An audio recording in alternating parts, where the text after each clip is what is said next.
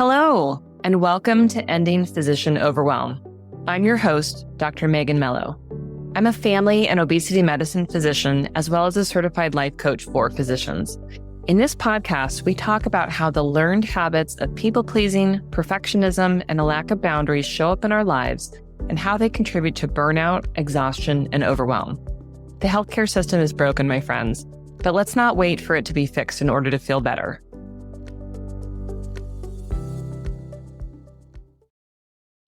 Hello, and welcome to another episode. It occurred to me the other day that we forgot to celebrate the 3-year anniversary of the show. I believe that the first episode of Ending Physician Overwhelm was released on March 22nd of 2022, although I didn't go back and fact check because it's not that important to fact check myself on that, but just to recognize that here in April of 2025, I have been doing this show for the past 3 years, and I want to celebrate that because it is something that I thought about for a very long time. It is something that I've still had a lot of imposterish thoughts about, and yet here we are, growing, putting content out there, and really helping to address the issues of burnout, overwhelm, loneliness, all of these issues, which I think are so prevalent in the physician community. So I want to say a huge thank you for being here. If you have not yet left us a review, please do so because that helps the algorithm to push the show to other people and, put it in their feeds and suggest it. Both a rating and a review, right? So words and stars, please. And please share this with someone in your life who you feel would benefit. Word of mouth, of course, is always the best way to help each other. So with that being said, today we are talking about unsubscribing. I recently, sat down with myself and was looking at my email inbox chaos and, just reframing of I need to figure out, again, how to organize this. I know that some of my friends who are also entrepreneurs and physicians and busy in their worlds hire people to help them with their email inbox. And I can totally see the advantage of that. And I'm not in a place where I think I'm even willing to consider that for myself. But I definitely found that I needed to bring things into better alignment, streamline, and, get rid of stuff that I never look at, right? So unsubscribing from emails that I just never read, and figuring out a way to organize. But the concept of unsubscribing goes so much bigger than that, right? There are so many things that we are holding on to in our lives that we also need to unsubscribe to. And that's what we're going to talk about today. Now, I happened to be flipping through a book this morning as I was eating my breakfast and preparing for the day. I can't sit and eat without reading. It's kind of an issue. I've created that habit in my kids, although it's better than scrolling the phone when I'm eating. So that's what I'm going with in this phase of my life. But I happened to pick up this book from the library called Smarter Living. A typical lovely book that is going to help me fix all of the things in my life. I'm just magnetically attracted to these kinds of books, but I was just curious that I opened it up and flipped through it today. And this first section is on career maintenance, how to manage your career. And I wanted to read this paragraph to kick us off today.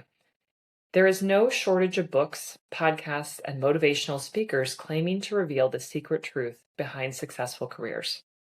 The bottom line of most of these advice givers: a successful career requires managing the person in the mirror, overcoming your tendencies and habits that can undermine efforts to find happiness at work.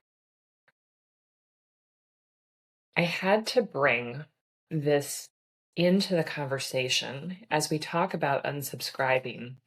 And I want to put a huge caveat, asterisk, thought here, which is that as we talk about this, as we talk about some things that we do need to unsubscribe to in our lives, when we think about this concept of our tendencies and habits as contributing to the happiness that we do or don't feel at work, I implore you to come into this conversation with self-compassion and self-kindness, because it would be very easy for high achieving professionals who tend towards anxiety and overwhelm and people pleasing and perfectionist habits, very easy to read a sentence like that and immediately say, you're right, I'm the problem.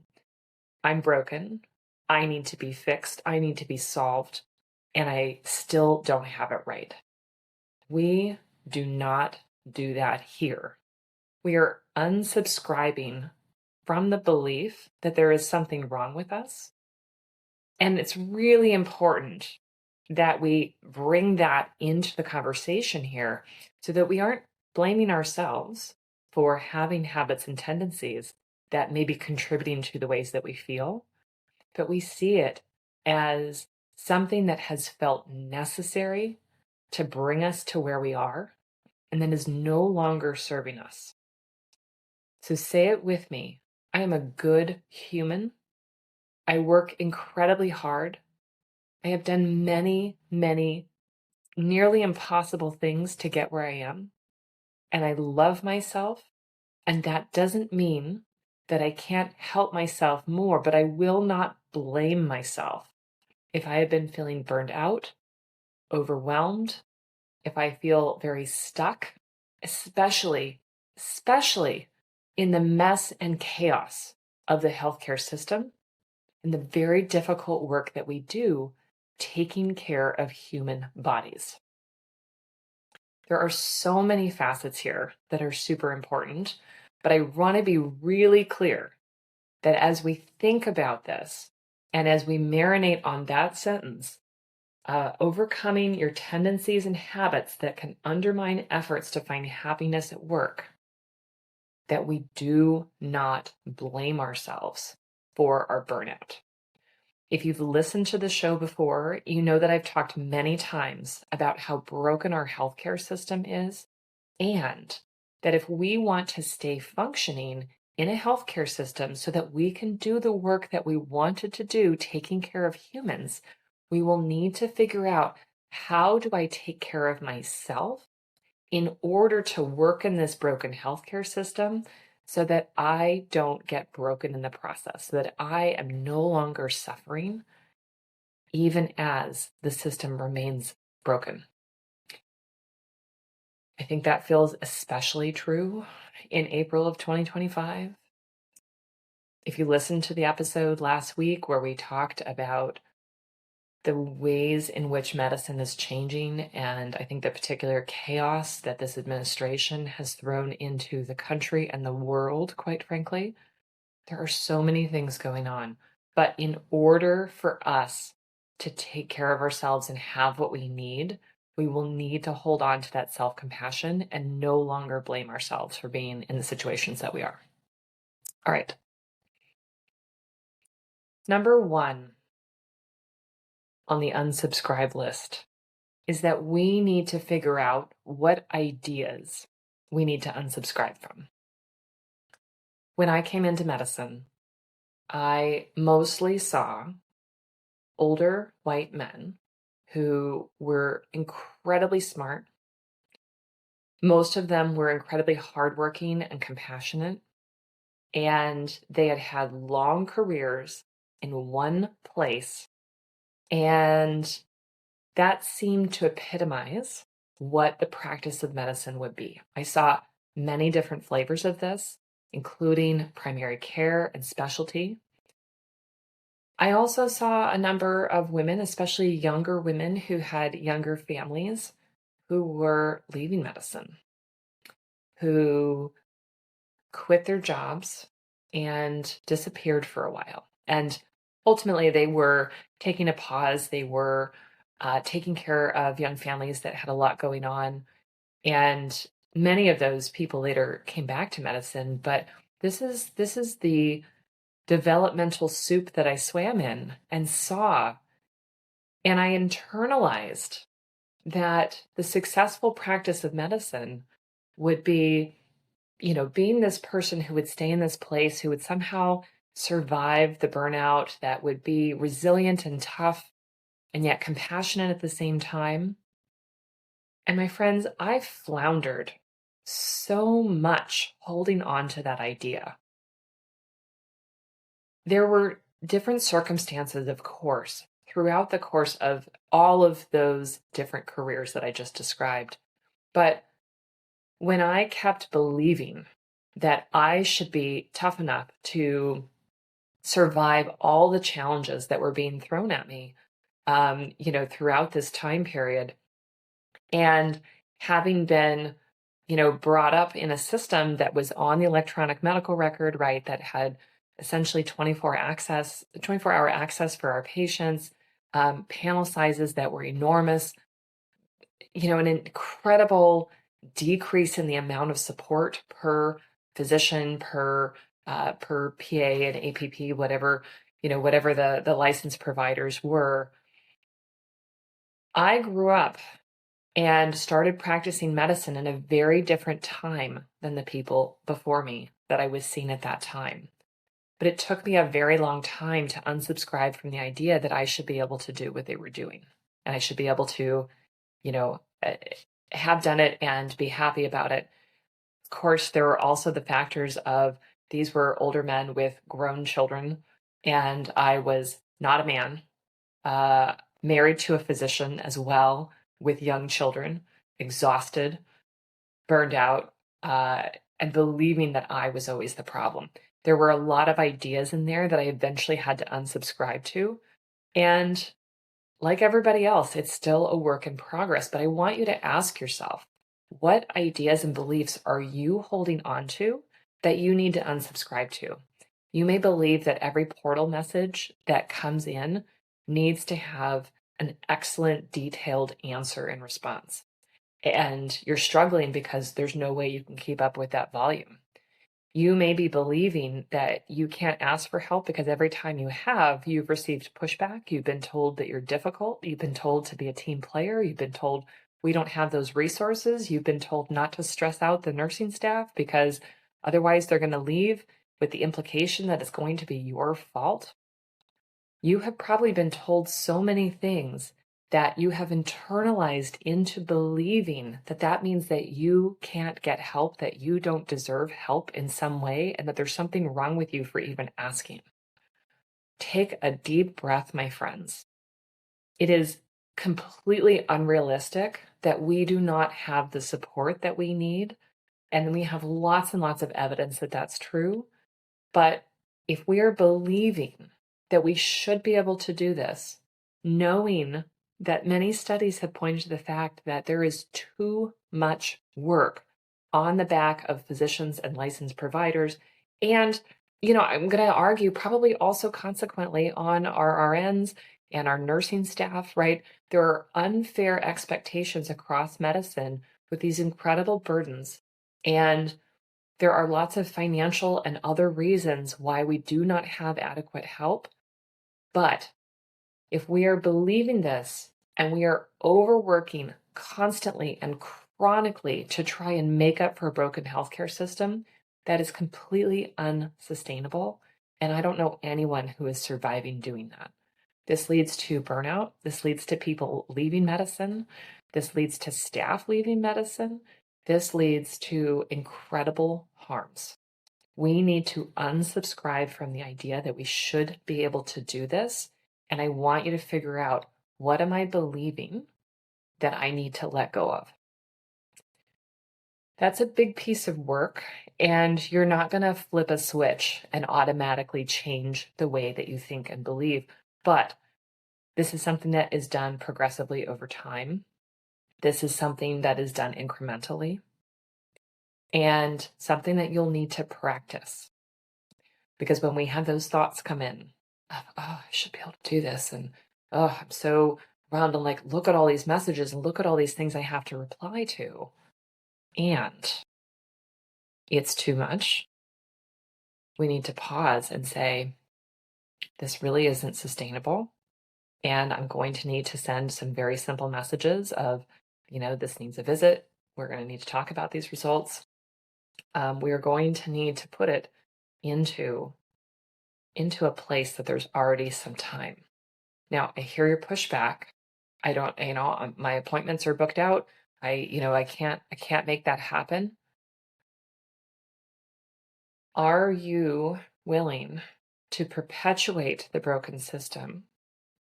Or are you going to say it is not reasonable to do this and hold that boundary in whatever way that looks for you and say, this is not safe care the way that I am doing this? Again, not blaming ourselves, but just saying, I can't spend 20 minutes on a portal message and not be able to see patients that I need to be able to see and still be a human who takes care of themselves and lives a reasonable life. I can't do it. So we're going to have to figure out some other kind of solution, and that's going to be uncomfortable. But things that are not medically urgent, right, where you are not leaving somebody in a dangerous situation to the best of your knowledge, we're going to need to do less, and that's going to be uncomfortable. But we're going to unsubscribe from the idea that we should be able to do this, that we should be able to do it without help, that this is a reasonable ask of all of us, right? You can see there is a lot baked in here. Why did I start with the heaviest one? I don't know, my friends, but this is a big piece of work, as I said, and take it a little bit at a time. The next thing that I want us to consider unsubscribing from is complexity.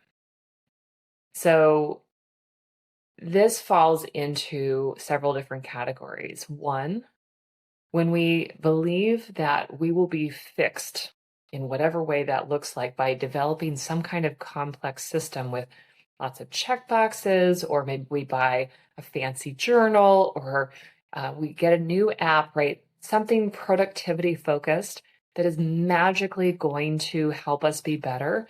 And yet it's complicated and it's a big piece of work.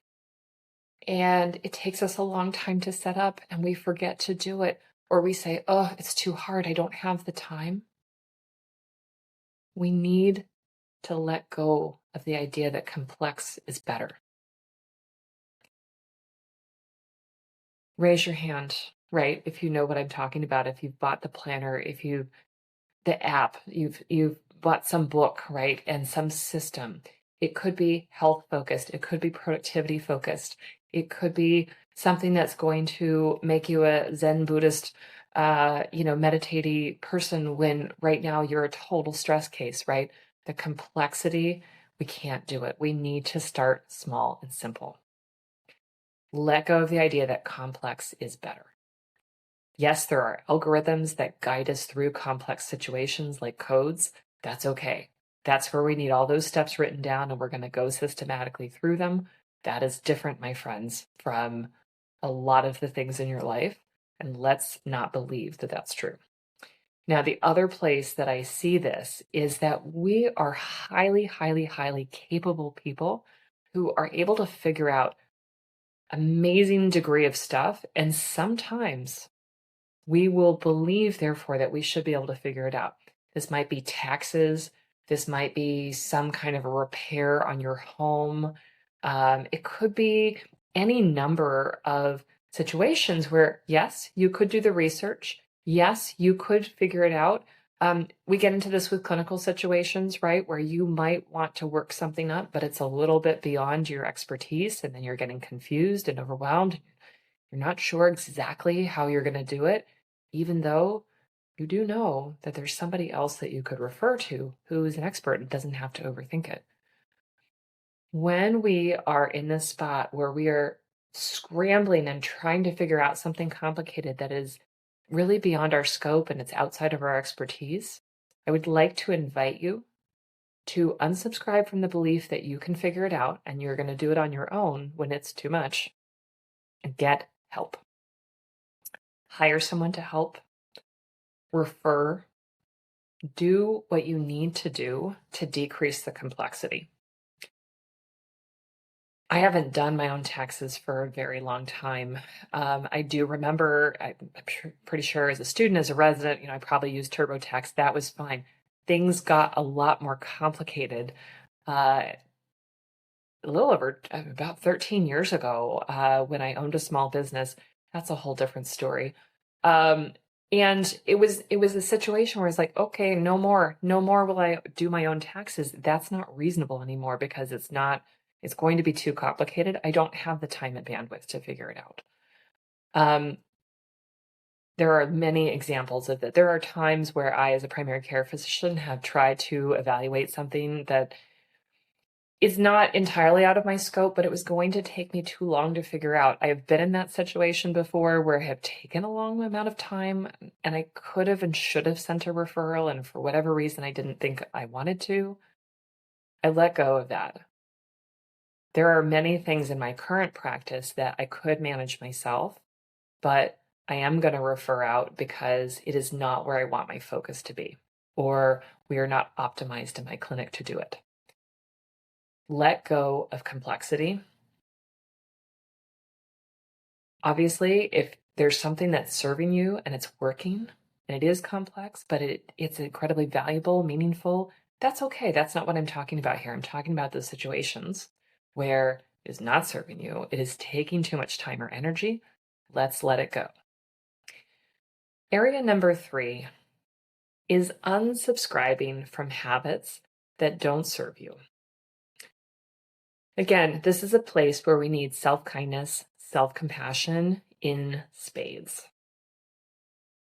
Whatever habits you have, and this could be habits that are pertinent at work, such as running late all the time, always answering every single question the patient has, doing things that are below the level of your licensure when somebody else could do it.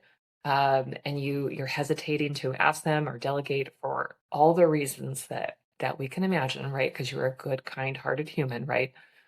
You're probably conflict averse. And again, a lot of people have been told we can't ask the staff to take on more because they'll leave.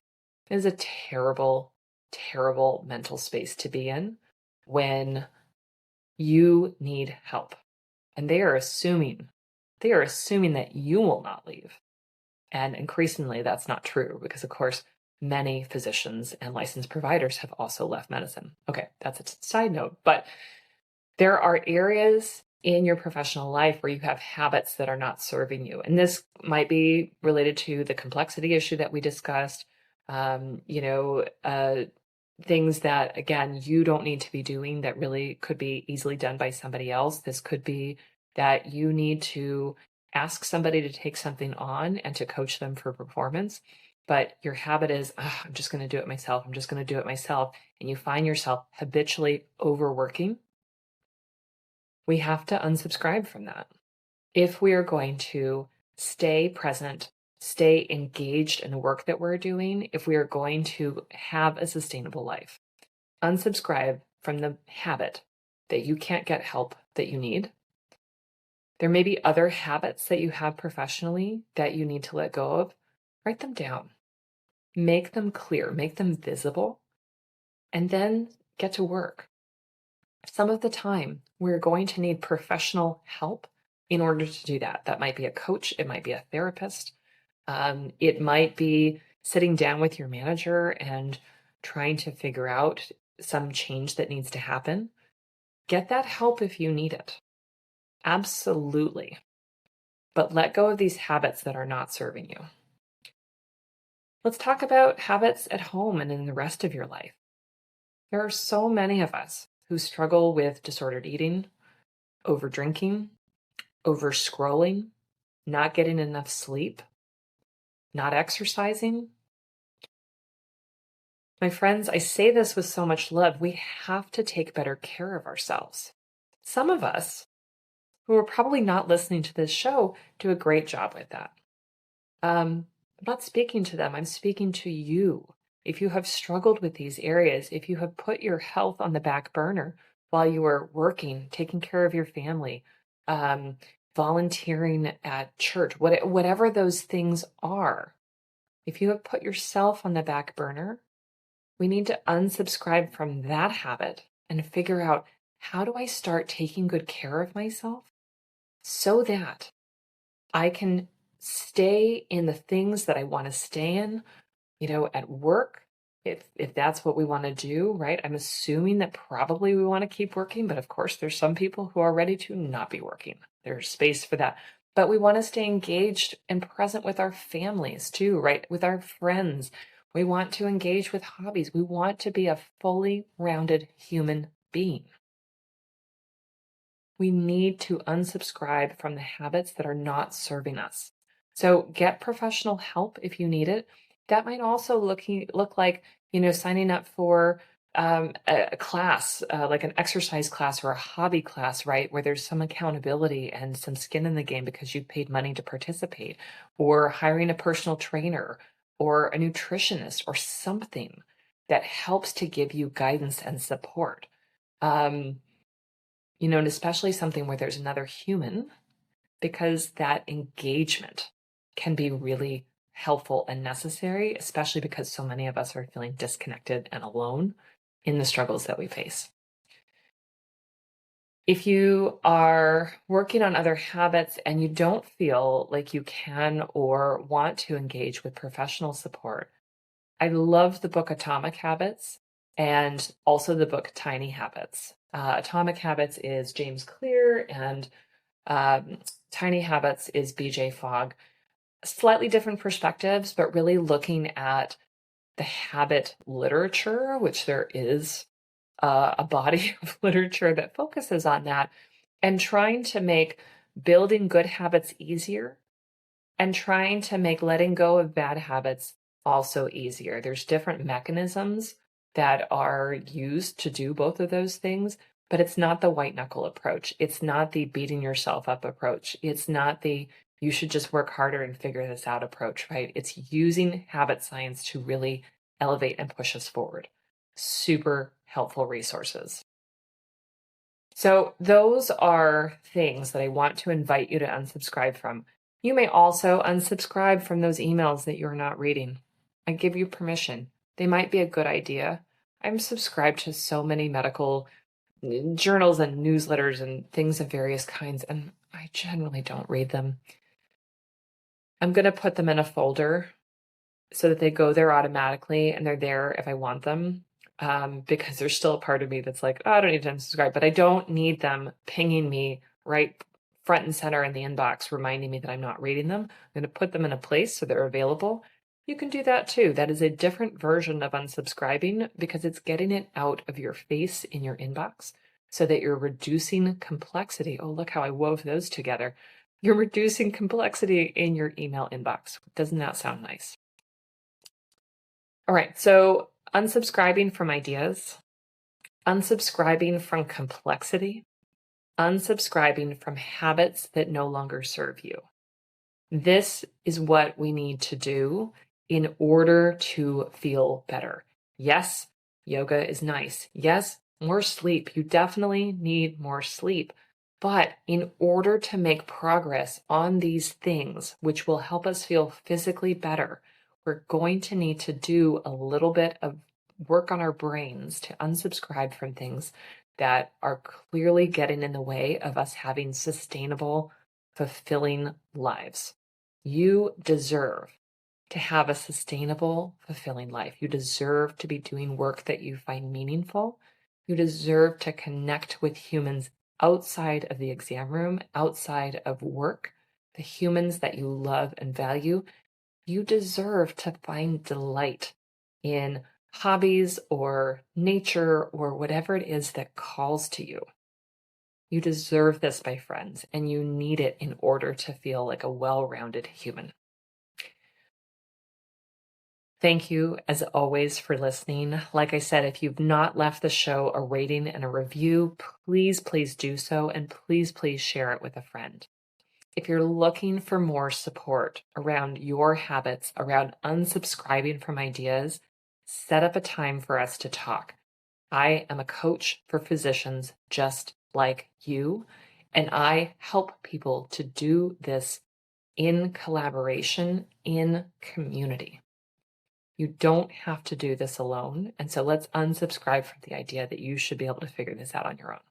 My friends, have a wonderful week, and I'll see you next time.